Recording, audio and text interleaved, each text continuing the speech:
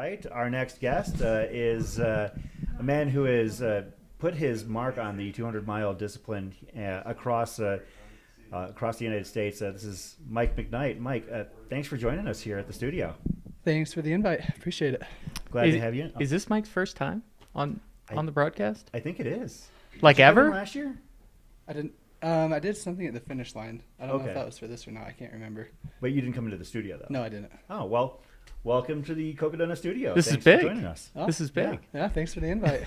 Yeah. I'm glad I made it. Yeah. First of all, Mike, tell us how your race went. It seemed that some things might have gone well for you, but there were other things that perhaps, went a little bit weird for you. I think that's the best way to describe it, because when I saw footage of you out on the course, looked like you were working through some things that you don't normally have to work through.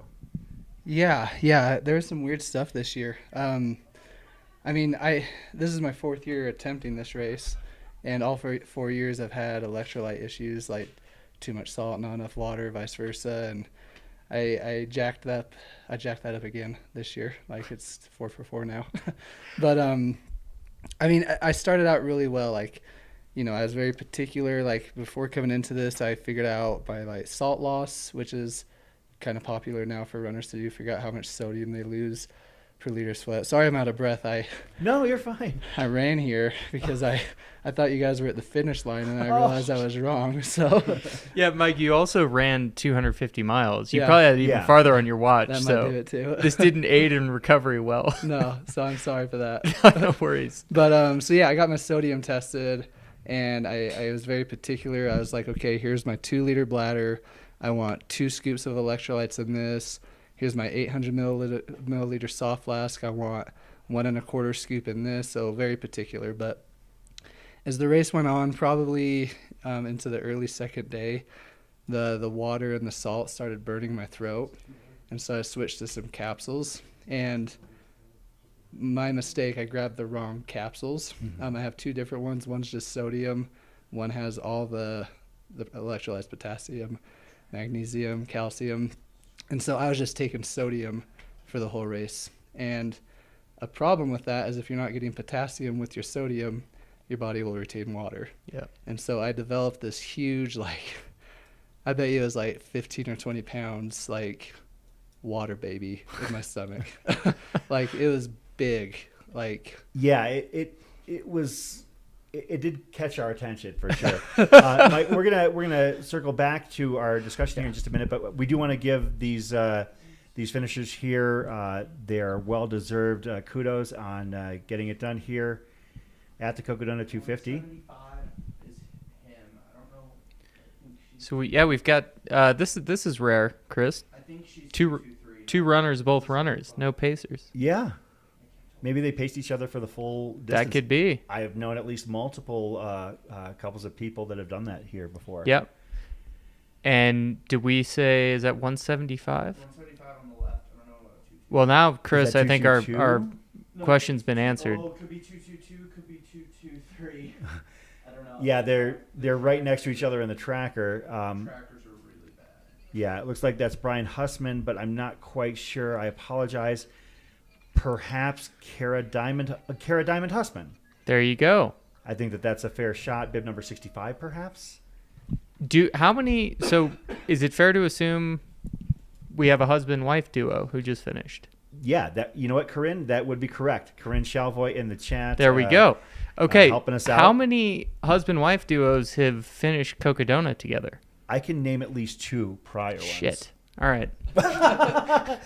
Okay, so the first year it was Holly Hovius and Jeff Hemperly. Okay. And also, I want to say the second year, what was their name? They were out of San Diego because I actually met them at Cuyamaca last year. The Vidrio, Raul and Saul and Colleen Vidrio. Okay. All right. So hang on. Tangential but related. Have we had any proposals happen at Cocodona? No, Marriage proposals, that is. Okay. not to my knowledge. I'm gonna work something for next year. I'm sure that there's been potential for divorce with these couples running by each other. I'm kidding. Nothing but love here. Oh, okay. So this is a runner that people have been asking about quite a bit. This is Callie Vinson. Is this on the Elden climb? She's almost to the top. Callie Vinson almost to the top.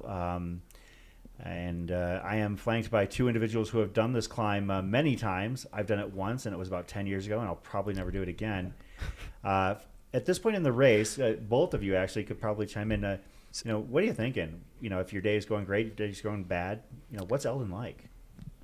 Yeah, I think Mike will be a better answer to this because I go up this thing all the time, and the Cocodona experience was quite different than what's ordinary. So, Mike, go ahead. I mean, I'm sure this goes hand in hand with that, but every time I've done it, I always think, man, I wish I could do this not at mile 240 or whatever of a 250-mile race. So it's burly, and it makes you respect what Jim Walmsley did up that as well. Certainly. Like, holy cow. I wonder, do you know your fastest time up this section of trail during the race? No. No, yeah. No idea. We could. There's someone that knows. We could. I want to say it was about 45 minutes. Yeah, I've never. That'd be good. Yeah. Of course, Callie is being paced by Scott Traer, who is in the chat. What? Yeah. Trayer's out there? Traer is pacing Callie. And he's That's in the great. chat. Yeah. We he's in the doing chat. it. There he is. Well done, Scott. I actually saw Callie this morning. I went over to the start of the Elden Crest race, and Callie just happened to be in there, and Scott was crewing her, and her spirits were like fantastic. It looks like we've got some finishers here. Can't quite tell if those are Sedona Canyons bibs possibly. If so, then that would have likely been perhaps Darren Kaufman, who was pretty close to the finish there just a little bit ago. Yep. We just got Well, too many runners. yeah, they're gonna. Yes, it's just, we're doing our Yeah. best. Yep, we Which- are doing our best. Yeah, so basically, with the GPS signals we're getting there, the pinging is a little bit wacky, and so I'm going to try and focus on making sure that we ID these runners, but I don't know exactly what my accuracy rate is going to be. I'll give it my best. You're doing great, Chris. If anyone says different, you send them to me. Mike, so you mentioned you've started this race 4 times. You have won the race. That was last year. You've had issues probably every year, but some more significant than others. What for those out there listening and watching who maybe have run it, maybe haven't, what keeps you coming back? Why do you keep coming back to this race? I mean, 2 things. One is I have this weird draw to Arizona. Like, I've tried the Arizona Trail twice now. This is my first race I've done this many times, plus in a row. Usually I take a break, or I've never done anything more than 3 times. So there's something about Arizona, but I mean, the biggest thing is just like the community and the environment, like hanging out in Flagstaff when you finish, going through all these amazing historical towns like Jerome. I don't know if Prescott's considered historical, but very. okay. But yeah, just going through all these towns, like, it's pretty awesome. And then just the excitement, like the live stream is so freaking awesome. Like, I can't tell you how many times I'm sorry, I'm out of breath, but You're still recovering. Yeah. I'm so wheezy. But I'll pull up the live stream and just read comments, and it just inspires you when you're in a low moment. So to have access to that, it's pretty incredible. Yeah, definitely. You got someone coming in here? No, I'll see if we can identify if that is that definitely looks like a Cocodona walkers kind of movement or a Sedona Canyons kind of movement. Let me see if I can find that. That might be 756. Okay, so that would have been an Elden Crest runner. Okay. We don't have the names of the Elden Crest runners right as handy as we do the other races, simply because they are not wearing GPS tracking, because the Elden Crest course is not really what you'd consider wild wilderness. At that point, you're smelling the barn if you're in Cocodona. But congrats to 756. We can say absolutely, for sure.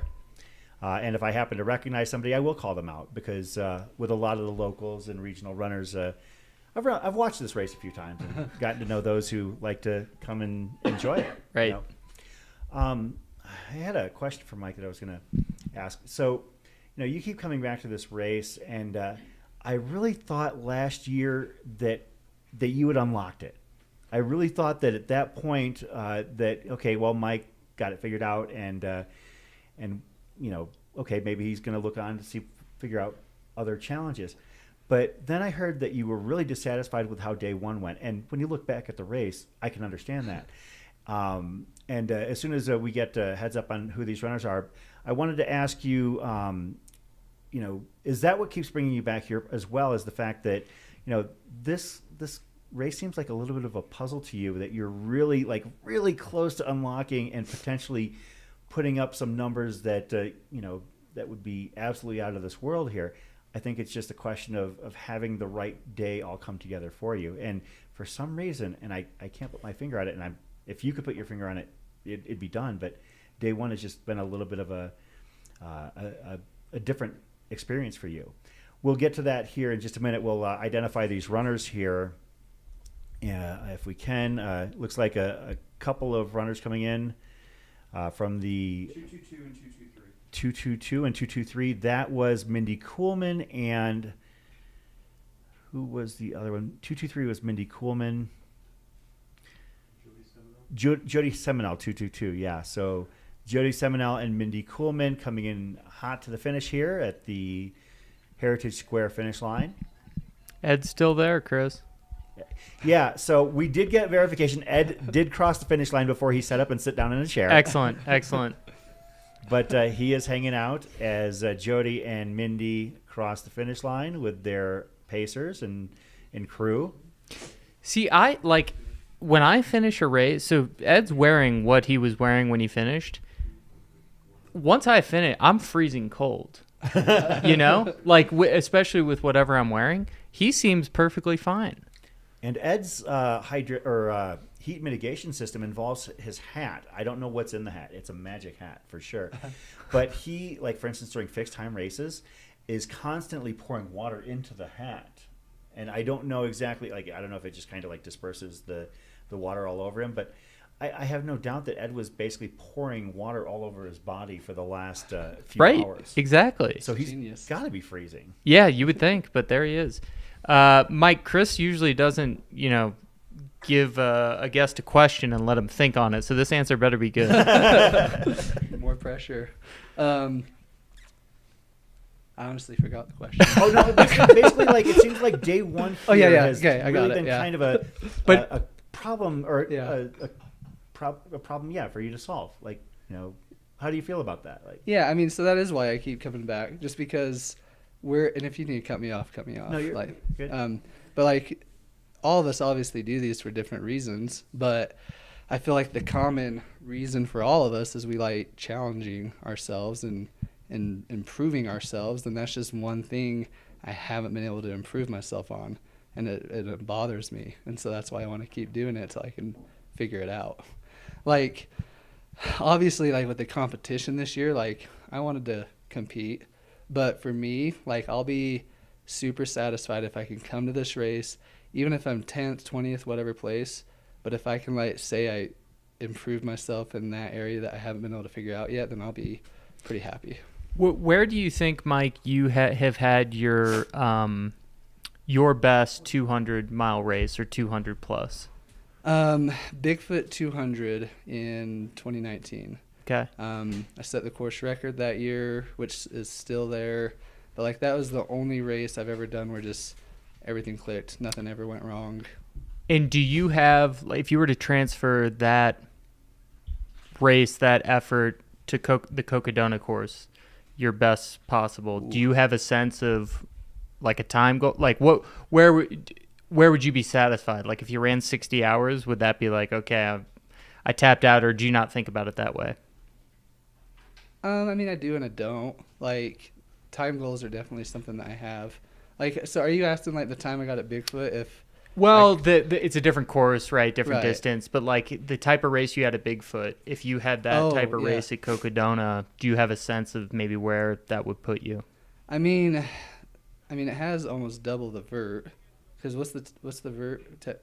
My watch says something different than what the profile says. It can't be more than 20 something, right? Like my watch said 24. Yeah. Okay. But I'm pretty sure it's advertised as around 28. Let's go. Yeah, 24 sounds 25 maybe. Yeah. So Bigfoot's 40, 41. So Yeah. it's double the vert, but 50 less miles. Or I think it's 207. So don't ask me to do math. 43 fewer miles. Yeah. I think this is longer than 250, but who knows? Yeah, my watch said 242. But Oh, really? yeah. Interesting.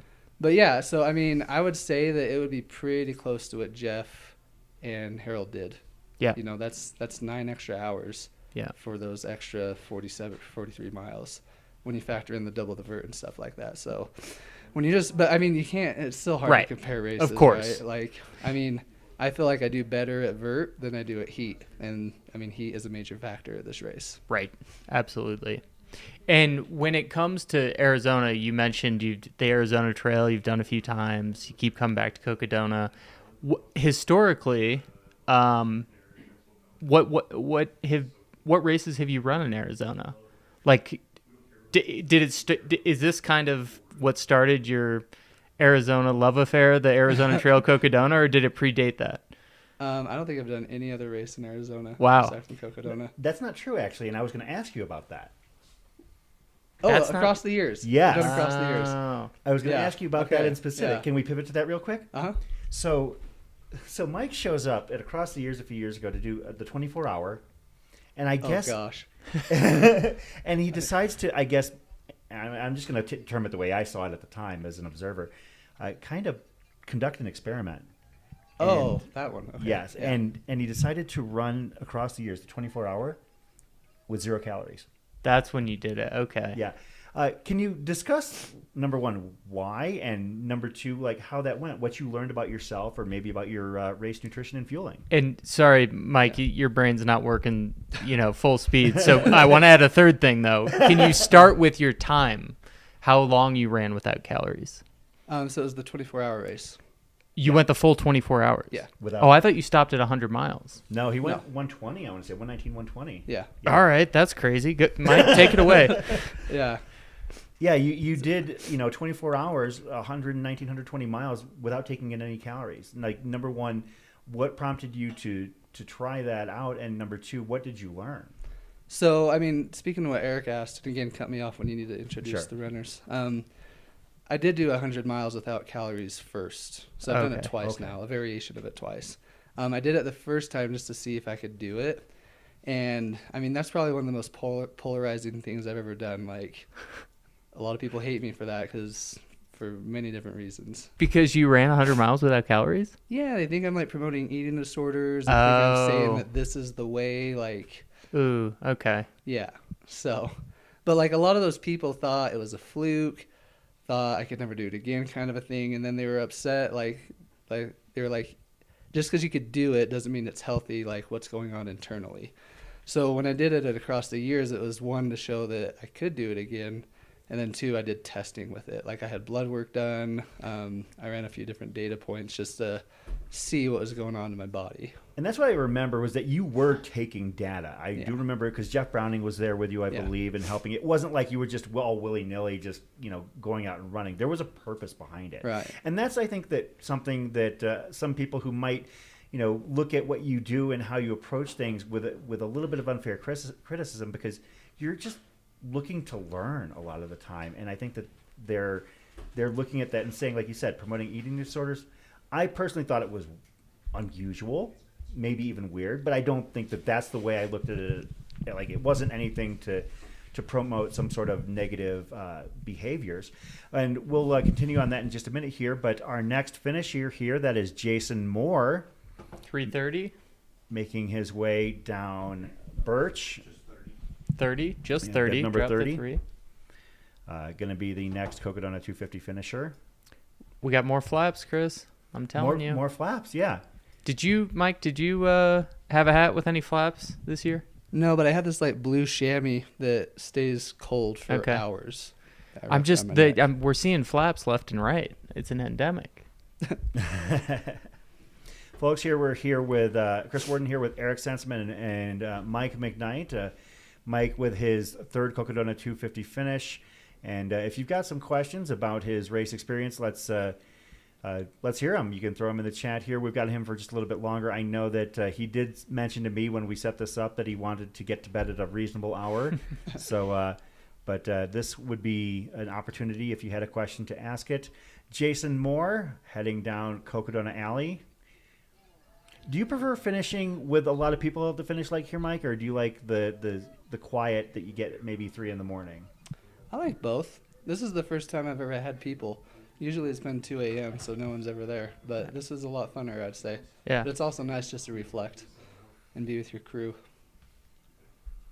I think sometimes if there's too many people, the crew gets not as much love as they deserve. Sure, and for those who might not be aware, when the first runners were crossing the finish line, there were 250, 300 people there. And That's awesome. It was nuts. Like, I've never seen anything like it. I remember the first year when First D crossed the finish line, and it like just before dawn, and there were like 3 people there, and one of them was his mom. It was pretty quiet, and now, I mean, you see they've got the big screen down there, and they're trying to make it so you can watch the live stream from the finish line. So it's becoming a bigger thing each and every year. So. Yeah, indeed, which is unsurprising with the Aravaipa event. They tend to catch fire pretty quickly. Thanks in large part to people like you, Chris. Gotta say it. I just like watching the racing, and if people want to hear what I have to say about it, hear thoughts about it, then so be it. I'm happy that they do it. I think they do. Melanie wanted to know, Mike, how are you feeling with regards to the bloating right now? Yeah, I mean, we called it my baby. That's what everybody called it. So part of the baby is gone. I would say I'm back to a normal level of swelling. I usually get some kind of swelling in my gut after these. Mm-hmm. Nothing like that. So I'm back to what I'm normally at right now. Looks like we've got our next finisher here, Kyle Laferriere, coming in, bib number 97. He's looking spry. Yeah. Do you find yourself running it in, Mike, or do you just kind of just take it easy and saunter into the finish line typically? Usually I'm running it in. This year I wasn't because it hurt too much, like that little belly, like it hurt my insides. But yeah, I like running it in. I have to admit, Mike, it did look painful because, I mean, we saw the pictures of you leading up to this race and, looking, more ripped than ever. You had dedicated yourself to, from the looks of things as an observer, to putting more muscle on because you knew you were going to be carrying a lot more water for a lot longer period of time. I mean, basically putting water any and everywhere you could for that first section of the race, and so, and to see like you had that bit of a baby belly going it kind of freaked me out a little bit because it was not what I expected to see when I saw you at the end of the race. Yeah. I mean, it really did hurt. Like I felt like with even when I was walking, it was jiggling. So when I'd run, it would just go up and down, and like my whole insides were just screaming because of how much it hurt. But yeah, that was not fun. Yeah, I mean, I would say that was the most painful thing I've had happen to me at a race, just having that swelling in my stomach. Oh wow. Yeah, that's not a fun place to have swelling. I was gonna go back, Chris, to the 24-hour when you did the testing because I want to hear about the testing. I wanted to start though by saying. The more people that pay attention to you, the more people are going to have not nice things to say. Oh. So, Has Kevin Goldberg been talking to you? I just want to say, Mike, from my perspective, if that stuff gets to you, I'm sorry if it does, but, hopefully you have ways of not keeping it at arm's length because it's kind of a numbers game, right? If 1,000 people know who you are, one's not going to like you. Yeah, I mean, I'm cool with it now, but at first, I'm just this farm guy. Like, I live out in the middle of nowhere. Like, I did it for experimentation. I didn't expect it to blow up as much as it did. And so at first, it was kind of hurtful seeing all the stuff I saw out there. But, I mean, that was COVID, so it's been 4 years, so I'm used to it now. Yeah. Well, that's what I couldn't understand was because, you weren't doing anything outwardly towards anybody else. These are things that you were trying to do to find out more about yourself and learn maybe how to increase your capabilities or your efficiency when doing these things that most of the people criticizing weren't doing anyways. Right. You know, the people that were criticizing Mike McKnight for the way that he was trying to experiment on himself weren't his competition at Moab or Tahoe or at Cocodona. Right. That's what was so weird about it to me. Yeah, I thought the whole thing was weird. I'm sorry, go ahead, Eric. Oh yeah. So what did you find when you did the testing at the 24-hour? Like in terms of like the diagnostics, like your body was running well, efficiently. Things were I mean, I'd say so. There's two things that stood out. One was I tested my ketones during this, and for those who don't know, ketones, it's what your body produces when you're in a fat burning state. And so I thought my ketones would be super high, but they weren't. They were pretty low, to be honest. And so after the race, the more I thought about it, the more I was like, okay, that actually does make sense because I wasn't taking in anything, so my body was using those ketones for fuel. right. Do we need to get this? Yeah, it looks like we might have an Elden Crest finisher or a Sedona Canyons finisher here.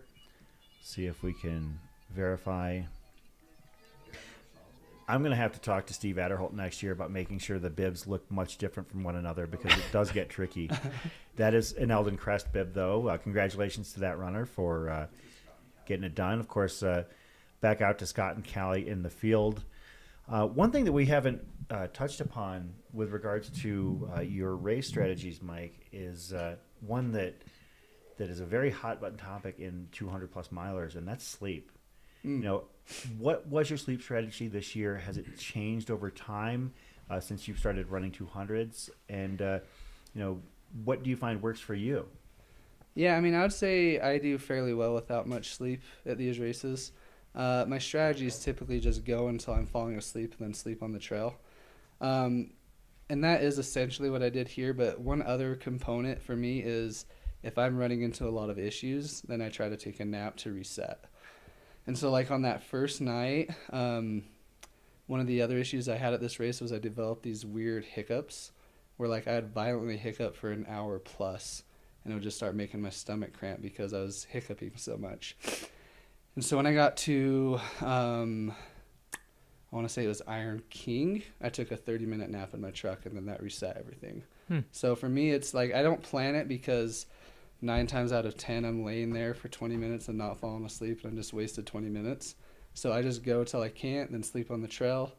And if I get to my crew at the next spot and I'm still tired, then I'll take a longer nap, and then I'll just do it if I need to reset some stuff. So all in all, I probably slept about 2 hours at this race, but that's because I had a lot of issues. So that's what, like, I kept trying to reset it at aid stations. Has that evolved, Mike, in terms of your ability to not sleep? Like, in other words, the first 200 you ran, would you be able to sleep as little then as you are able to now? No, I think I am getting a little older, but no, I mean, my first few 200s, like, you know, I did the Triple Crown of 200s one year, and I calculated that I slept just under 30 minutes between all 3 races. So like, You're kidding. What? So like Bigfoot, I didn't sleep once. Tahoe, I took like a 10-minute nap because I was hallucinating a lot. And then Moab, like that's the last of the 3, so you're collectively getting more tired. At Moab, I slept about 20 minutes on that one, and I don't think there's any way I'd be able to do that again. Yeah. Yeah. Do you like sleep 8 hours or so a night just normally, or do you just kind of not sleep? No, I mean, I've never been diagnosed with anything, but I think I have some kind of insomnia. Like the few nights leading up to this race, I'd go to bed at 10 or 11 and I'd wake up at 2 and I couldn't fall back asleep. Oh, wow. So Wild. I'm not a good sleeper Wow. in general. Yeah. There's a question from the chat from Chris. Mike, how are your feet and any tips for foot care? What shoes do you use and how often do you change your socks, clean feet, etc.? How do you approach your foot care for a 200 miler? I'd say the biggest thing and feet's one of those things where like every foot's going to be different for a shoe. Like, I mean, this is my first year not being a sponsored runner for shoes. And at first it was kind of frustrating, but I've learned to actually really love it. Because for this race, I went through 3 different brands. And so like I picked the specific model for the specific sections based off of their profile. So like for the first section, I picked a shoe with a little bit more drop just because of the elevation climbing, and I didn't want to stress the Achilles out too much. But when I got to Crown King, I threw on some Ultra. So I'm getting out of breath again. Some zero drop shoes because the next little bit was pretty flat until Mingus. And then I threw on some Solomons that kind of looked like a Hoka, like very thick, a little bit more cushion, a little bit more drop for Mingus. And so I just kind of cycled through those based off of the profile of the course. So yeah, I don't know if that answered the question, but in terms of blisters, like you got to just find a shoe that works for you. I'd say the other thing that helps me is every time I do change my shoes, I take my socks off. My wife gets like a dude wipe or something, and she cleans between my toes, like cleans the whole foot, dries it, puts on new squirrel's nut butter, new socks, new shoes, get out. So I think cleaning your feet mid-races really helps me. Like I only got one blister during this race. That's pretty interesting that you would, be so meticulous about it when you think about that. Like, it speaks to the importance of foot care in a race such as a 200 miler, simply because, if things go sideways from there, you're done. Yeah. Yeah. Yeah, feet can really jack you up in these races in a bad way. Looks like we've got another finisher coming in here, bib number 343. We will give them a look. I've got another question for Mike here as well. It's a pretty simple one. This one won't take too much effort. Do you listen to music while you're running? And if so, what do you listen to? Yeah, music and podcasts. I'll listen to music at night if I'm just trying to stay motivated. And for me, I grew up with siblings that were, the closest sibling to me is 11 years older than me. And so I grew up listening to like AC/DC, Guns N' Roses, Metallica. So that's kind of my comfort music. So I'll listen to that at night. And then if I'm like really struggling to keep my mind awake, I'll listen to like some podcasts. So like last night I listened to, or I guess this would have been 2 nights ago, I listened to Joe Rogan and Zach Bitter. Okay. So I try to listen to something that engages me a little bit. Well, if you like listening to hard rock from that era, I do know for a fact that over at Fort Tuthill, if you care to go back there tonight, that Billy Idol is in concert over there at the Pepsi Amphitheater. Seriously? Dead serious. I would be there if I wasn't here. I want to go to bed decently tonight, right? Right. Go to a concert. Yeah, so this is Tommy Jacobson coming in for the Cocodona 250 finish. Tommy got a little bit of, I guess, if I were to guess on the AJW scale, that would be about a 1 out of 10, maybe a 2 out of 10 in terms of the lean. Still a solid lane. What causes that? Oh, well, you ask a lot of people, and there's a whole lot of different answers. Right. It's a pretty hot-button discussion topic, and definitely one that I'm not versed to be able to handle. Actually, this is going to be Tommy's second Cocodona finish. And I met Tommy before last year's race as I was walking around town. And interesting story, he saw me and I was totally fishing for engagement, wearing a Cocodona shirt. And he asked if I was here to run the race, and I told him to look at my stomach. And he said that he was here to run and raise funds for schools in India. Wow. Yeah, he's here from Denmark. So, Tommy is a nice, righteous guy, and has run Moab 240, the Triple Crown, and this will be his second straight Cocodona finish. As the jester is greeting him, we're getting more sights that we can rely upon each time around. Is he getting paid, Chris? Is that what's going on with Ed? It's not coming out of my check. I wonder if the suit is dual function and he's like pouring some kind of heating system into it right now. Got some hot chocolate. Get it in there. You can see our first sighting of Panda Mortimer this evening up at Elden Aid. Callie and Scott are there. Do we know where in our shot they are? Callie's in the back left in that white hat. Okay. So Callie's watching the live stream. Usually when they're watching it and they realize that we're on and they've got about a 45-second delay, all of a sudden they start dancing like furiously. So they'll know and see fairly quickly. Oh, Andre Lee's coming in? I know this guy. Oh, yeah. That is Arizona local and inaugural Cocodona final finisher, Andre Lee, getting it done in the Sedona Canyons 125. I did hear that he's probably going to go back to the big one next year. Nice. So he ran the inaugural year. Yes. Got it. And this is his return since then. Yeah. So I think no, he ran Sedona Canyons one year as well. I think he ran it last year, but or maybe he ran Elden Crest. I know he's run at least one event here each year since they added the other races. Andre is so proud of his DFL from 2021 that he actually comes back every year to greet the DFL of that year and give them a personal award. That's awesome. Yeah, it's things like that that make some of these races fun. Some races have considerations for the top of the top of the pile, top of the heap. But actually, he must have greeted somebody a coach because somebody a coach was DFL in 2022. Stephen Park. Yeah, he greeted him with an award at the finish line. That's awesome. That Stephen Park finish. I mean, that's one of the. It's going to be etched in my brain for probably my entire life because, when I explain to people that Cocodona is not necessarily just about who finishes first, it's about the stories that we tell along the way. I mean, the cover of Ultra Running Magazine is usually reserved for Jim Walmsley or Courtney DeWalt or Camille Herron, Killian Jornet. Stephen Park made the cover. How proud! I didn't realize you were his coach. How proud did that make you feel? Oh, so me and my wife were driving home that day. We had to go pick our kids up, and I cried. Yeah. It was pretty awesome. He's an awesome guy. He came to my house a month ago. We hang out. He's such a good guy. And to be honest with you, when he came to me to start coaching him, it was about 4 months before Cocodona, and his base, weekly mileage was about 20 miles a week. Oh. And so he pulled that out and got it done. Wow. Awesome guy. His mental status, he's so driven. Yeah. Yeah. Well, you'd have to be. Yeah.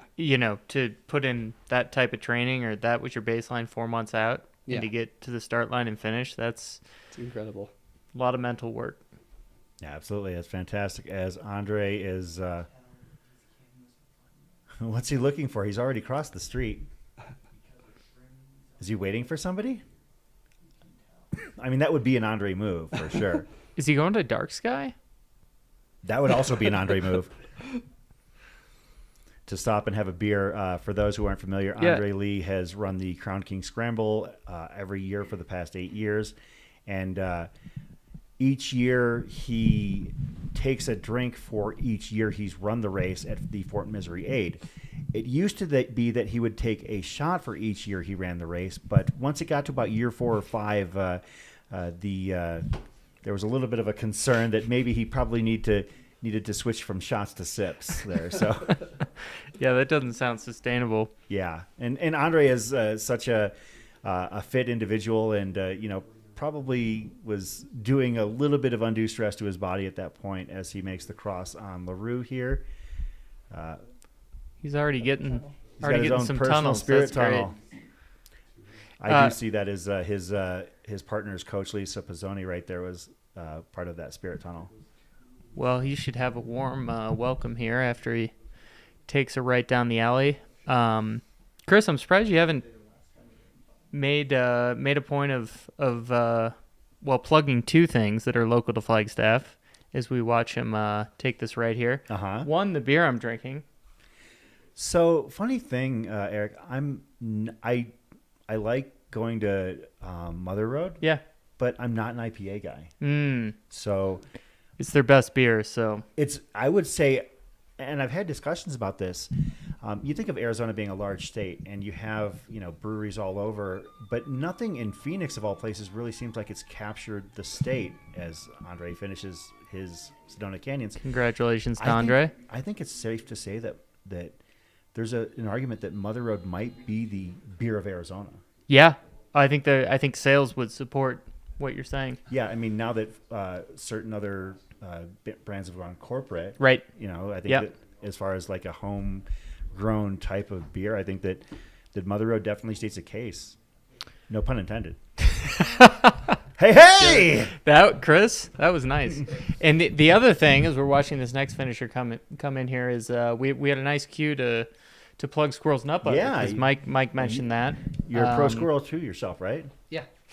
And I'll tell you what, I'm sure you can relate to this, but one of my most favorite things about this race is coming into Fort Tuttle to get a hug from. And seeing Thornley. From Thornley. Yeah. It's the best part of this race. Great Yeah, feeling. he's the man. Somebody's on a full Wow. sprint. I didn't even know you could run that fast at the end. I thought that was illegal. See if we can. I think that might have been. It was possible that was a Stoney Canyons runner.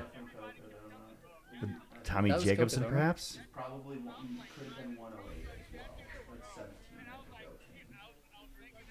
ago. Bib 108.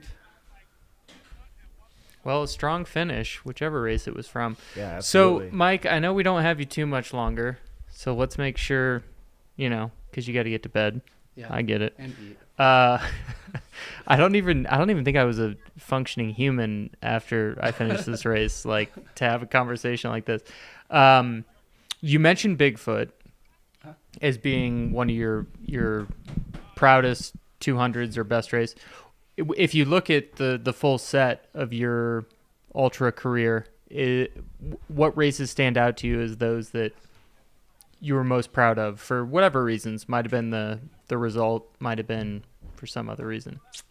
I mean, this one's up there.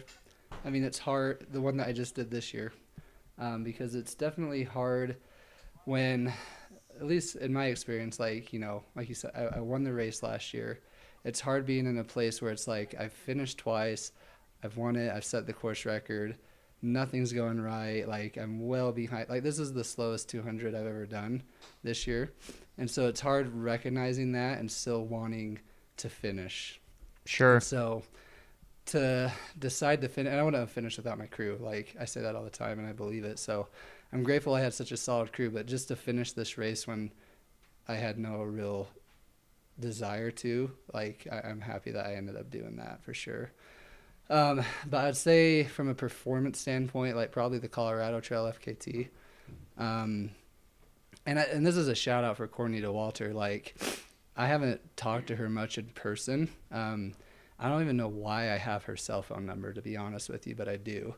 And I remember like when she went after it in 2020 and ended up in the hospital for the, was it low oxygen?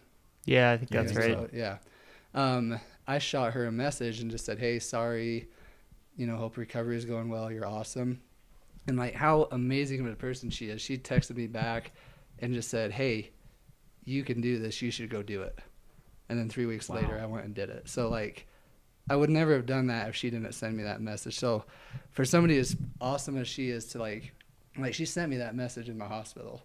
So like she had every reason to just ignore it, like whatever. But instead of focusing on herself, she like encouraged somebody else to go for it. But that was definitely one of my most proudest accomplishments. That's awesome. That's very cool. Well, I think that is something that you should be able to take a lot of pride in. When you talk about, obviously when you're a runner of a certain stature, a certain profile, and this actually applies to you as well, because you've both had days at events that you're known for competing at, in your case, Western States, where you gutted it out despite the fact that things didn't go your way the entirety of the race, yet you still, pushed through to the finish when you could have, you could have actually just said, you know what, it's not happening today. I don't want to risk anything further.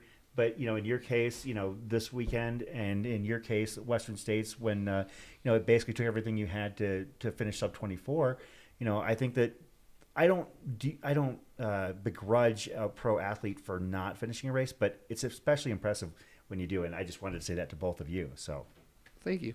But we're going to give this runner here shine. Special thanks to Mike McKnight. We're going to let you head out and get to bed. That is Maria Green, looking pretty spry for this point in the race. Mike, thanks for your time. We look forward to seeing you again here real soon. Great having you, Mike.